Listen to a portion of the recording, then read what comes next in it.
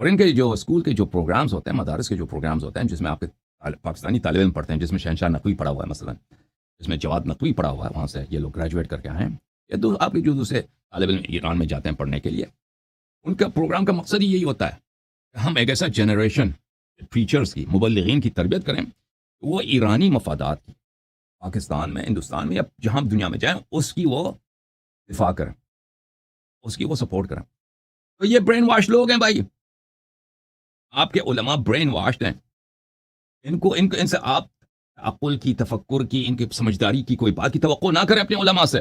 آپ کے جو معممین ہیں انڈیا پاکستان میں، ان کو پتہ نہیں، ان کو فکر ہی نہیں ہے کہ آپ کی قوم کے مفادات ہیں۔ آپ دیکھیں آپ کے ساتھ آپ کی قیادت، آپ کی جو مذہبی قیادت ہے پاکستان میں، یہ آپ کو کس وادی کی طرف لے کے گئے، انہوں نے آپ کے لیے کیا کیا؟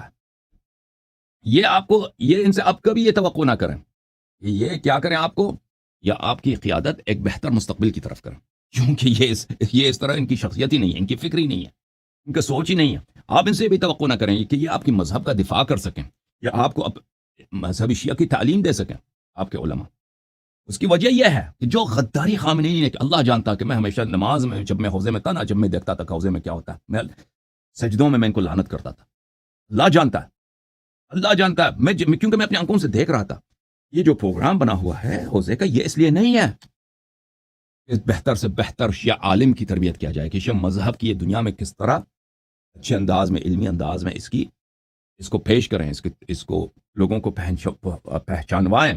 اس طرح نہیں تھا، میں اپنی آنکھوں سے دیکھ رہا تھا، بلکہ بالعکس حوضے کا جو پروگرام ہے، بالخصوص انڈین پاکستانی طلاب کے لیے، وہ بالخصوص اسی بات کے لیے کہ یہ زیادہ علم میں آگے نہ بڑھیں، اور یہ زیادہ سے زیادہ برین واش ہو جائیں، اور یہ جو ہے وہی باتیں جو حکومت ایران کے مفاد میں اسی کو سیکھیں، ان سے زیادہ اس کو سیکھنے کی ضرورت نہیں ہے۔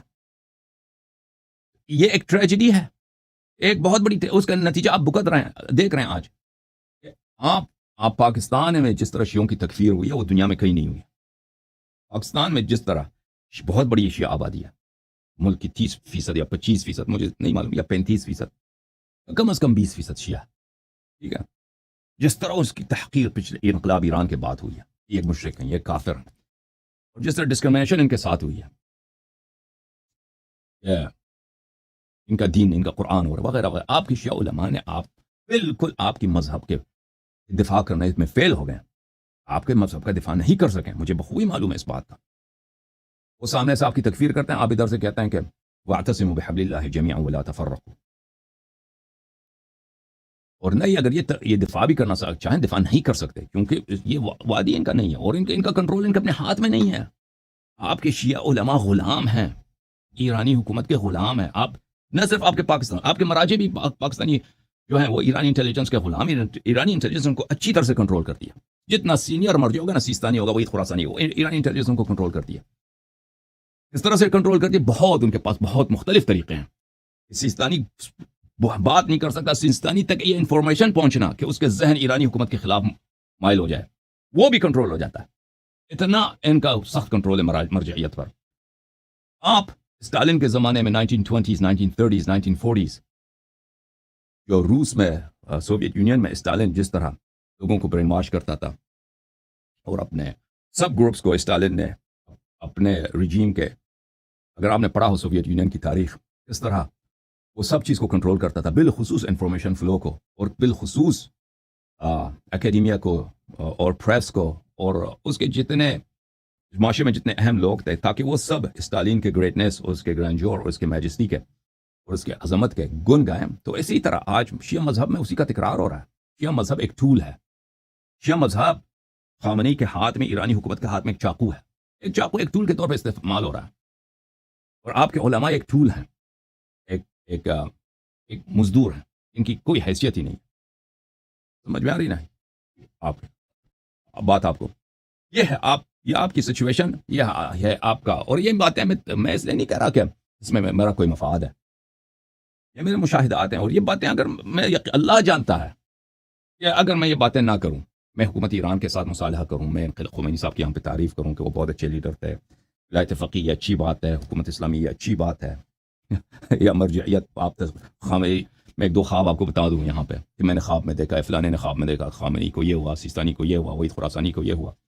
اللہ جانتا ہے، اللہ جانتا ہے یہ میرے پرسنل مفاد میں بہت زیادہ ہے، میرے پرسنل مفاد میں بہت زیادہ ہے.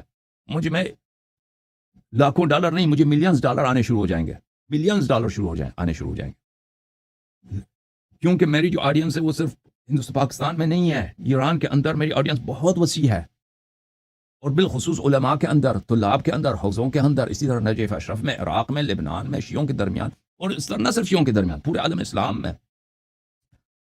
اچھا، میں اس زمانے سے ایکٹیو تھا جب تک یوٹیوب وغیرہ لوگ اتنے نہیں دیکھتے تھے، یوٹیوب وغیرہ، اس فیس بک وغیرہ کو. تو بہرحال میرے محترم ناظرین، اب یہ پروگرام آپ لوگوں کے لیے ہے. تو ہمیں اگر شیعہ مولوی یہاں پہ آ کے ہمیں چیلنج نہ کریں، ہم مخالفت کا اظہار نہ کریں، تو ہمیں ان سے اور کسی چیز کا توقع ہے ہی نہیں ہے. آپ کے شیعہ مولوی برین واشڈ ہے، ان کے پاس کچھ بھی نہیں ہے میرے خلاف.